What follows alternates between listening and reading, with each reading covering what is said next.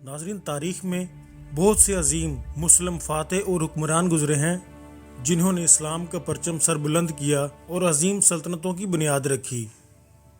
انہی عظیم مسلم فاتحین میں سے ایک صلاح الدین ایوبی تھے، جو کہ ایوبی سلطنت کے بانی تھے۔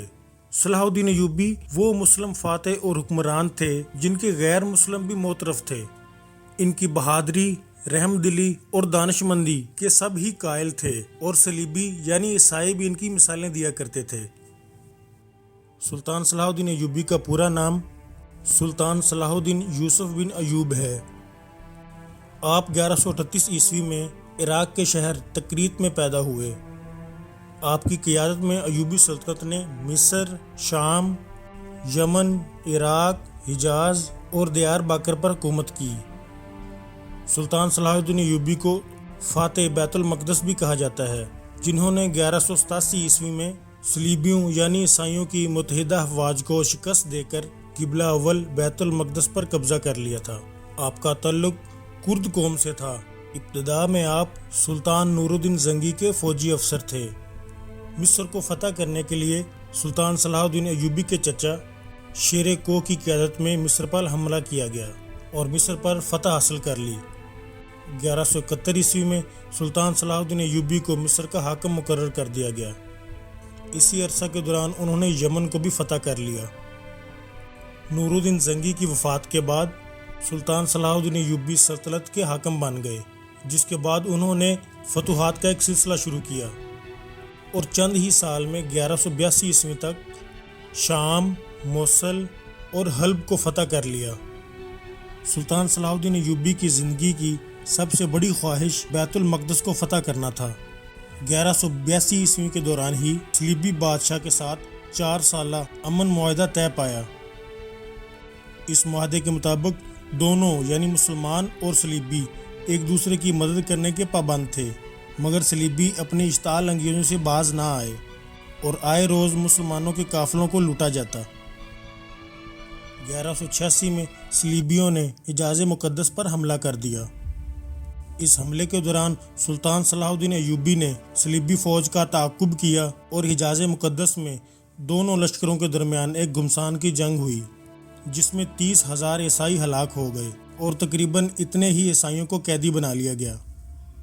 دوستو، صلیبی سلطان صلاح الدین ایوبی کو اپنے لیے سب سے بڑا خطرہ قرار دیتے تھے، کیونکہ وہ ان کی ذہانت، جنگی حکمت عملی اور بہادری کے قائل تھے۔ چنانچہ صلیبیوں نے اپنی مشترکہ فوج کے ذریعے سلطان صلاح الدین ایوبی پر حملہ کرنے کا ارادہ کیا اور اپنے 12 لشکروں کے ساتھ صلیبیوں نے پیش قدمی شروع کر دی، اور دوسری طرف سلطان صلاح الدین ایوبی اکیلے ہی اس لشکر کا مقابلہ کرنے کے لیے نکل پڑے اور حطیم کے مقام پر ایک زبردست جنگ ہوئی اور صلیبیوں کو ایک دفعہ پھر شکست کا سامنا کرنا پڑا۔ اس جنگ میں صلیبیوں کی شکست کے بعد اسلامی افواج صلیبیوں کے علاقوں میں چھا گئیں۔ حطیم کی فتح کے بعد سلطان صلاح الدین ایوبی بیت المقدس کی فتح کے لیے نکل پڑے، اور ایک ہفتے کی جنگ کے بعد آخرکار صلیبیوں نے ہتھیار ڈال دیے اور سلطان صلاح الدین ایوبی بیت المقدس کی فتح سے ہمکنار ہوئے۔ دوستو، بیت المقدس کی فتح کی خبر جب یورپ پہنچی تو تمام یورپ میں کوہرام مچ گیا اور ہر طرف لڑائی کی تیاریاں ہونے لگیں۔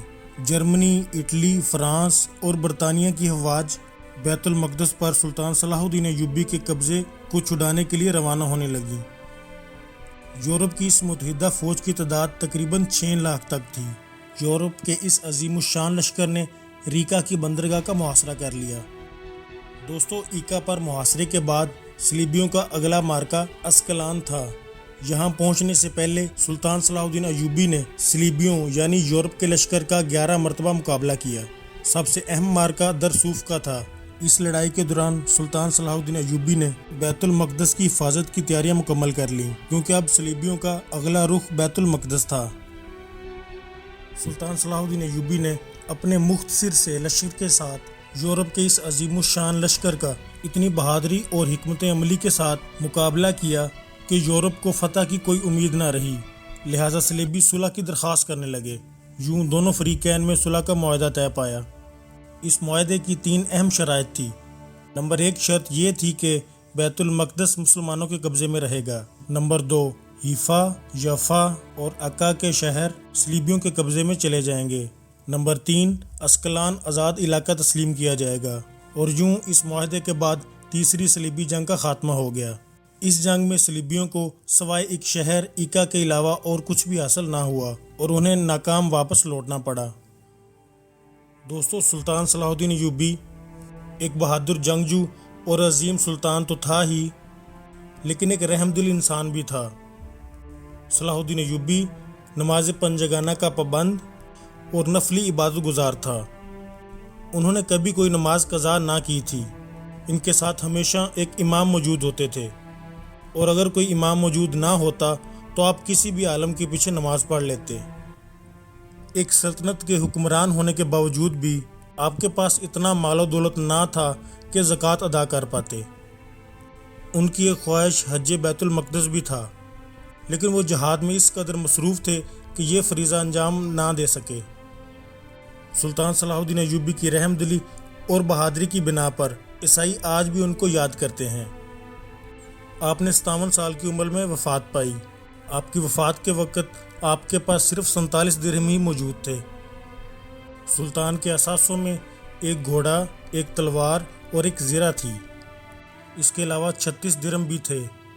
یہ اتنی کم رقم تھی کہ اس میں آپ کی تدفین بھی نہیں ہو سکتی تھی، جس کی وجہ سے خلیفہ وقت نے آپ کی تدفین کے اخراجات برداشت کیے۔ سلطان صلاح الدین ایوبی کے پاس اپنا گھر بھی موجود نہ تھا، کیونکہ آپ کی زندگی کا زیادہ تر حصہ جنگ میں گزرا۔ سلطان صلاح الدین ایوبی تاریخ اسلام کے ایک عظیم ترین حکمران تھے۔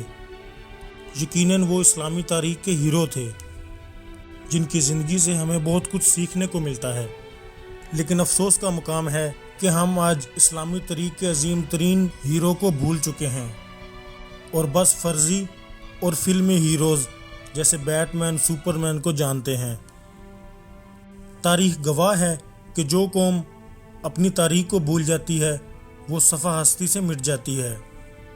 یہی وجہ ہے کہ اب تک کوئی اور سلطان صلاح الدین ایوبی نہ آیا ہے۔ Please like and subscribe my channel, تاکہ میں اسی طرح آپ کے لیے اچھی ویڈیوز لاتا رہوں۔